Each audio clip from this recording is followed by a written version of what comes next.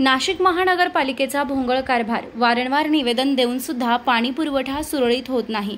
गेल्या महिन्यात देवयानी फरांदे मॅडम यांना भेटून त्यांनी पाणी पुरवठा विभागाला फोन लावून पाणी पुरवठा तात्पुरता सुरळीत केला, परंतु 8 दिवस पाणी व्यवस्थित आले की पुन्हा कमी दाबाने पाणी पुरवठा होतो। पूर्वसूचना न देता पाणी पुरवठा अचानक बंद होतो। कालपासून महात्मा नगर येथील पाईपलाईन दुरुस्तीचे काम चालू आहे।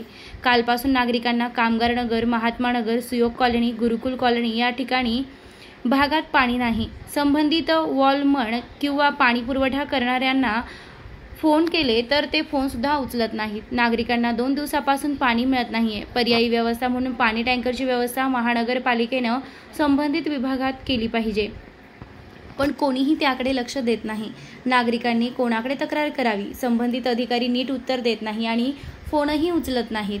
शेवटी स्वतः काहीतरी करून टँकरनं पाणी विकत घ्यावे लागत आहे। संबंधित अधिकाऱ्यांनी याकडे दुर्लक्ष करू नये।